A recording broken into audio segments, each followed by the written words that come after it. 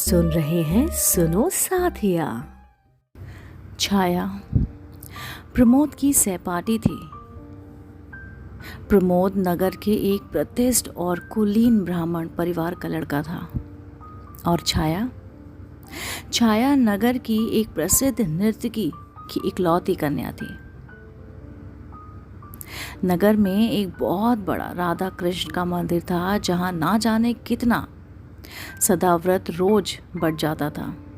सैकड़ों साधु संत मंदिर में पड़े पड़े भजन कीर्तन करते, मन माना भोजन करते। छाया की माँ इसी मंदिर की प्रधान नर्तकी थी। मंदिर को छोड़कर दूसरी जगह वह गाना बजाने कभी कभी जाती थी। मंदिर के प्रधान पुजारी की उस पर विशेष कृपा थी, इसलिए उसे किसी बात की कमी ना थी। गंगा के किनारे उसकी विशाल कोठी थी जहां से सदा संगीत की मधुर ध्वनि आया करती थी।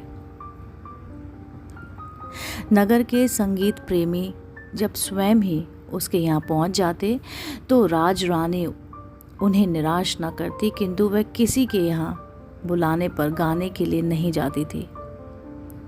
छाया इसी राज रानी की इकलौती कन्या थी। राज रानी की सारी आशाएं उसी कन्या के ऊपर थीं। विद्याध्याय की ओर छाया की अधिक रुचि देखकर राजरानी ने उसे स्कूल में भर्ती करवा दिया। छाया नगर की कुछ पुरानी प्रथा के अनुयायियों के विरोध करने पर कुलीन घर की लड़कियों के साथ पढ़ते पढ़ते कॉलेज तक पहुंच गई। और जिस दिन पहले जब वो कॉलेज पहुंची, प्रमोद ने उसकी पहचान हो गई। यह पहचान ही बनकर ना रह सकी। धीरे धीरे वह मित्रता में परिवर्तित हो गई और अंत में उसे प्रणय का रूप धारण कर लिया, जिसका परिणाम ये हुआ कि परिवार वालों का विरोध, तिरस्कार और प्रताड़ना ना तो प्रमोद को ही उसके पद से विचलित करा सका और ना ही छाया को। विवाह के लिए उन्हें कोर्ट का सहारा लेना पड़ा। कोर्ट में रजिस्ट्री होने के बाद आर्य समाज मंदिर में उनका विवाह वैदिक रीति रिवाज के साथ संपन्न भी हुआ। अग्नि को साक्षी देकर वे दोनों पति पत्नी के पवित्र बंधन में बंध गए। बचपन से ही कुलीन घर की लड़कियों के साथ मिलते जुलते रहने के कारण उसके रीति रिवाजों को देखते देखते छाया के हृदय में एक कुल वधू का जीवन बिताने की प्रबल उत्कंठा जागृत हो उठी थी। प्रमोद के साथ विवाह सूत्र में बंधकर छाया ने उसी सुख का अनुभव भी किया। वह एक कुल वधू की ही तरह प्रमोद के इशारों पर नाचना चाहते थे। प्रमोद जब नहा कर चला जाता तो वो अपने हाथों से उसके कपड़े धोया करती थी। दोनों टाइम पर वो उसके लिए भोजन भी बनाती थी, थाली परोसती थी और जब भोजन करता था प्रमोद तो वो उसके पास बैठकर पंखा चलाती। प्रमोद के भोजन करने के बाद उसकी झूठी थाली में ही वह भोजन करती और उसको उसमें बहुत आनंद आता था। इसके पहले इस प्रकार काम करने का उसके जीवन में कभी भी अवसर न आया था, किंतु धीरे धीरे उसने अपने आप को ऐसा अभ्यस्त कर लिया कि उसे कोई काम करने में कोई कठिनाई नहीं आती थी। राज रानी को पुत्री की परिस्थितियों का पता लगाना ही था। वह सोचती थी कि मेरे साथ रहकर छाया यहाँ रानियों की तरह हुकूमत कर सकती थी। बड़े बड़े विद्वान रईस तक यहाँ आकर उसकी कदम बोसी कर जाया करते थे, किंतु उसकी तो मति ही पलट गई थी। अपने आप ही उसने दासियों सा जीवन स्वीकार कर लिया है। छाया को किसी प्रकार फिर से अपने चंगुल में फंसा लेने का प्रयत्न वह अब भी कर रही थी। वह सोचती ऐश और आराम में पली हुई लड़की कितने दिन तक कष्ट का जीवन बिता सकेगी। कभी ना कभी तो उसे समझ आएगा, किंतु छाया तो माता के घर के ऐश आराम को घृणा की दृष्टि से देखती थी। यहाँ वह इस कष्ट से भी जिस सुख का अनुभव करती उसकी आत्मा को जितनी शांति मिलती थी, उस रूप को हाट में वे वैभव की चकाचौंध में उसके सतंश का भी स्वप्न देखना छाया के लिए दुराश मात्र था। छाया प्रमोद के विशुद्ध और पवित्र प्रेम के ऊपर संसार की सारी विभूतियों को निछावर कर सकती थी। प्रमोद के साथ ये छोटा सा मकान उसे नंदन भवन से भी सुनहरा और सुहावन लगता था। सारांश यह है कि छाया को कोई इच्छा न थी। प्रमोद का प्यार और उसके चरणों की सेवा का अधिकार वे सब कुछ पा चुकी थी। प्रमोद के विवाह के बाद प्रमोद के माता पिता ने उसे अपने परिवार में सम्मिलित होने नहीं दिया। अपने इकलौते बेटे को त्याग देने से उन्हें कष्ट बहुत हुआ, किंतु प्रमोद के इस कृत्य के समाज में उनका सिर नीचा कर दिया था। वह प्रमोद को क्षमा ना कर सके। स्वामी मादी प्रमोद ने भी माता पिता से क्षमा की याचना न की। अपनी समझ में उन्होंने कोई बुरा काम नहीं किया था, इसलिए शहर में ही पिता ने कई मकानों में रहने पर भी वे किराए के मकान में रहने लगे। परिवार और समाज ने प्रमोद को त्याग दिया था, किंतु उसके कुछ अपने ऐसे मित्र थे जो उन्हें इस समय भी अपनाए हुए थे। अपने इस छोटे से इन्हें गिने मित्रों के संसार में छाया के साथ रहकर प्रमोद और अब किसी भी वस्तु की आवश्यकता नहीं थी। आर्थिक कठिनाइयां कभी बाधा बनकर इनके उस सुख के सामने खड़ी हो जाएगी, प्रमोद को इसका ध्यान भी न था। कॉलेज के प्रोफेसर और प्रिंसिपल की उसके साथ बड़ी सहानुभूति थी। उसका आचरण में कॉलेज में बहुत ही बड़ा और उज्जवल मान था। वो परीक्षाओं में सदा ही पहले आया करता था, इसलिए वह थोड़ा प्रयत्न करने पर वहाँ प्रोफेसर हो सकता था, परंतु सुख की आत्मविस्मृत तथा वाह आवश्यकताओं की पहुँच कहाँ। कॉलेज में एक दिन हिंदी के प्रोफेसर का स्थान खाली भी हुआ, किंतु प्रमोद अपने सुख में इतना भूल गए थे कि उन्हें और किसी बात का स्मरण ही ना रहा। उनके मित्रों और छाया ने एक दो बार उसे इस पद के लिए प्रयत्न करने के लिए भी कहा, किंतु उसका ये उत्तर सुन छाया क्यों मुझे आपके पास से दूर भगा देना चाहती हो। छाया चुप हो गई। उसे अधिक कहने का साहस न हुआ। वह प्रमोद के भावुक स्वभाव से भली भांति परिचित थी। छोटी छोटी साधारण बातों का भी उनके हृदय पर बड़ा गहरा प्रभाव पड़ता था। यौवन जनित उन्माद और लालसाएं नहीं होती इस उम्दा के नशे में जिन्हें हम प्रेम का नाम दे डालते हैं। वे वास्तव में प्रेम नहीं, किंतु वासनाओं की प्यास मात्र है।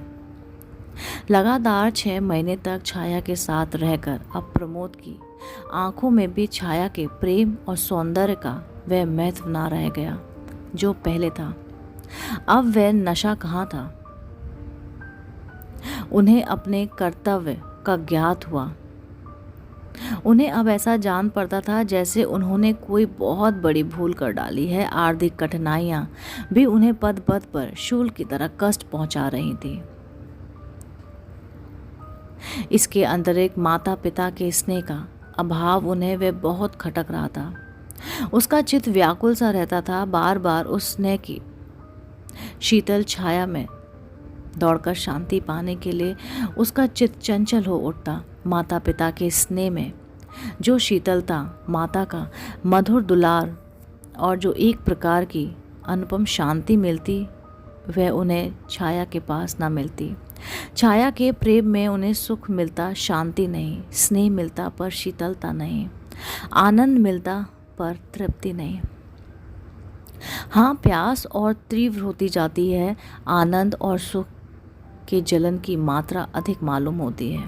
वे माता पिता के स्नेह के लिए अत्यधिक विकल रहते, किंतु जब माता पिता ने ही उन्हें अपने प्रेम के पलने के उतार कर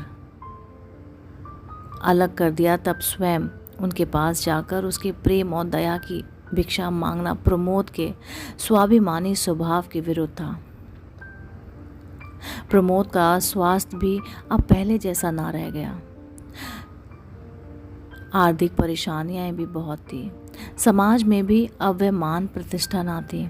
हर स्थान पर उसके इसी विवाह की चर्चा सुनाई पड़ती। प्रमोद के इस कार्य से ही नहीं, स्वयं प्रमोद से भी किसी को किसी प्रकार की कोई सहानुभूति नहीं रह गई। अब लोग प्राय यही कहते कि प्रमोद 2-3 साल के बाद अपने इस कृत्य पर पछताएगा। यह विवाह प्रमोद सरीखे विवेकी और विद्वान युवक के अनुकूल नहीं हुआ। ठहरी तो आखिरी वेश्या ही है, और वेश्या की ही तो लड़की है ना, कितने दिन तक साथ देगी। वेश्याएं भी किसी की होकर रही हैं क्या? इस प्रकार ना जाने कितने तरह के आपेक्ष प्रमोद को सुनने में आते थे। इन सब बातों को सुन सुनकर प्रमोद की आत्मा विचलित सी हो उठती। उन्हें इस सब बातों का मूल कारण छाया पर ही पड़ता। वह सोचते कहाँ मेरी छाया से पहचान हुई, ना उससे मेरी पहचान होती और ना ही विपत्तियों का समूह इस प्रकार मुझ पर टूट पड़ता। वे अब छाया से कुछ खिंचे खिंचे से रहने लगे। उसके प्रेम में अपने आप को शिथिलता आने लगी। छाया का मूल्य उनकी आंखों में खटकने लगा, पर प्रमोद स्वयं से यह सब चाहते नाते छाया में वैश्या की लड़की होने के अतिरिक्त और कोई अवगुण मिलता ना था।